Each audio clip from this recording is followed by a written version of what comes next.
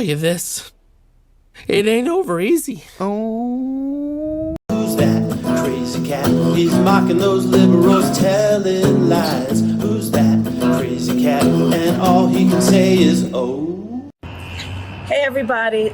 So I just wanted you guys to know, because you've been supporting me for so long, and I just wanted you guys to know I have decided that I am, with great enthusiasm, going to endorse Joe Biden for President of the United States. But how do you go from being such a passionate opponent on such bedrock principles for you, and now you guys seem to be pals? It was a debate.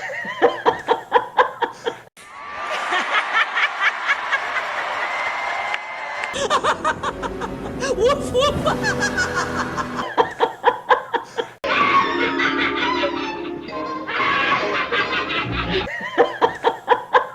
Not everybody landed punches like you did, though. It was a debate. So you don't mean it. It's personal, and I was actually it was hurtful to hear you talk about the reputations of two United States senators who built their reputations and career on the segregation of race in this country. And it was not only that, but you also worked with them to oppose busing. But how do you go from being such a passionate opponent on such bedrock principles for you, and now you guys seem to be pals?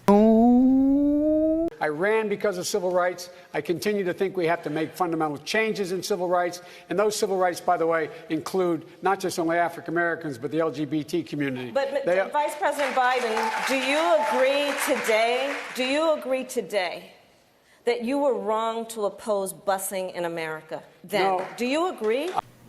It was a debate. I did not oppose busing in America. What I opposed is busing ordered by the Department of Education. That's what I opposed. Well, there was a failure of states to integrate public schools in America. I was part of the second class to integrate Berkeley, California public schools almost 2 decades after Brown v. Board of Education. Because your city council made that decision. It was a local decision. So that's where the federal government must step in. That's why we have the Voting Rights Act and the Civil Rights Act. That's why we need to pass the Equality Act. He is a public servant who has always worked for the best of who we are as a nation, and we need that right now. There is so much at stake in this election, guys. So join me in supporting Joe. Remember that Kamala Harris sort of made her name in the Democratic primary process by attacking Joe Biden. Remember the "I was that little girl" attack on Biden for opposing busing in the 1970s, and that really was kind of a boost for Harris's campaign for a while. So she had really made her reputation as the opponent to Joe Biden. What are you going to do in the next 1 year to diminish the mentally retarded action of this guy? Well said. Well said. Did you hear him? I heard him talk about the other stuff, and then that came later, and it was not something that I really heard or processed or, or in any way condone. To diminish the mentally retarded action of this guy. Well said. Hi. Hi, Senator. Hey. Real fast. Yesterday, someone in the crowd at one of your New Hampshire events referred Say to that again? Yesterday at an event here in New Hampshire, somebody in the crowd referred to President Trump's actions as being mentally retarded actions. You said, well said, well said. Do you regret saying that? Let me just be really clear. I would never condone that kind of language being spoken by anybody about anybody. It is offensive. Well said. Never condone anyone using that word in any way, shape, or form, even including the guy against the guy that I'm running against. Period. Period. Period. Thank you, Senator. You're welcome. I mean, what are you going to do in the next 1 year to diminish the mentally retarded action of this guy? Well said.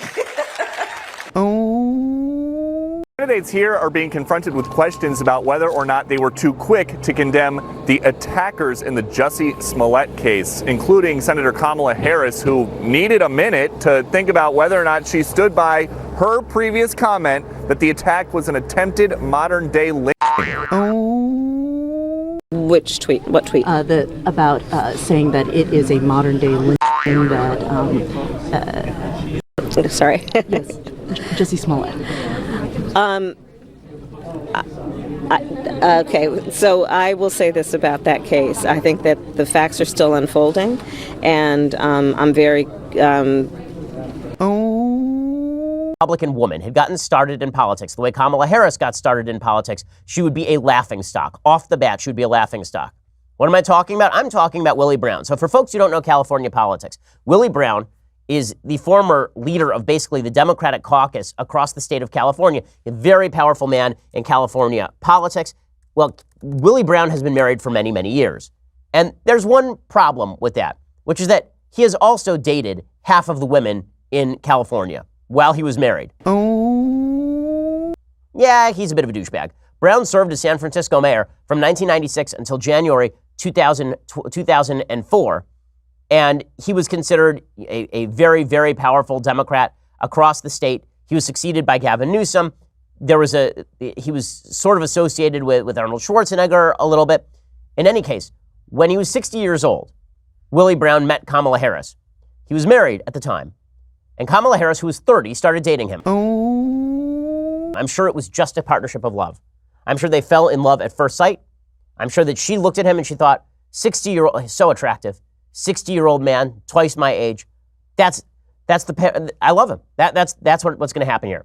Or alternatively, and this is not cynical, this is just the fact, he gave her a bunch of jobs. How do I know he gave her a bunch of jobs? Because he says so in an editorial for the San Francisco Chronicle today. Hey, here's what he writes. I've been peppered with calls from the national media about my relationship with Kamala Harris, particularly since it became obvious that she was going to run for president. Most of them I have not returned. Yes, we dated. It was more than 20 years ago. He was married at the time. He was 60. She was 30. Yes, I may have influenced her career by appointing her to 2 state commissions when I was Assembly Speaker. First of all, that's just an outright admission of corruption. That you were nailing somebody and so you appointed them to state commissions when you were Assembly Speaker? Like, how is that okay? I'm wondering. How is that not just blatant corruption? Of course, it is blatant corruption.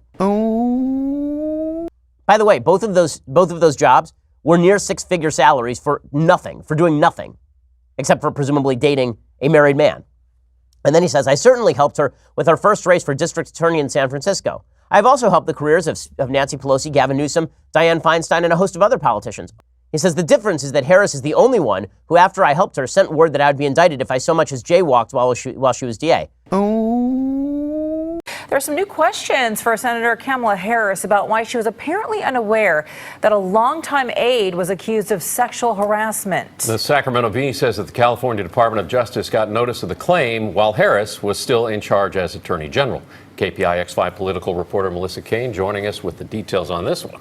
Yeah, it's getting more and more interesting. So we recently learned that the state paid $400,000 to settle a sexual harassment case against one of Senator Harris's top advisors. Now, Harris claims she didn't know anything about the case or the settlement, but a new detail shows she should have.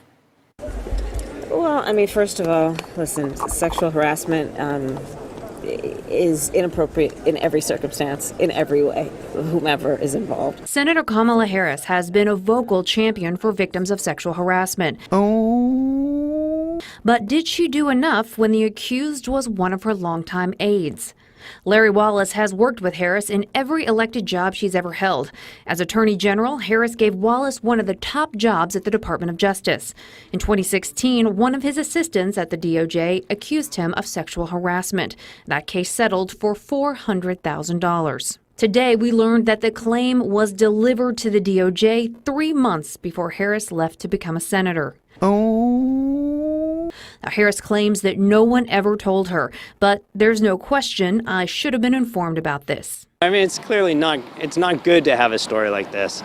Professor Eric Schickler studies elections, and he said people expect leaders to be informed about sexual harassment claims. I think it's certainly possible that that had not been the practice there, and if so, that was, a mistake. That's a problem. He says Harris's recent issue with Larry Wallace by itself is not enough to derail her presidential chances. And what does sometimes happen to candidates is you have one kind of stumble and then another, and then another, and then people start having doubts. Oh, who's that crazy cat? He's sitting in a corner with them long eyes. Who's that crazy cat? He's looking like someone dragged him in from the alleyway. Who's that crazy cat? He's laughing like he's still got 9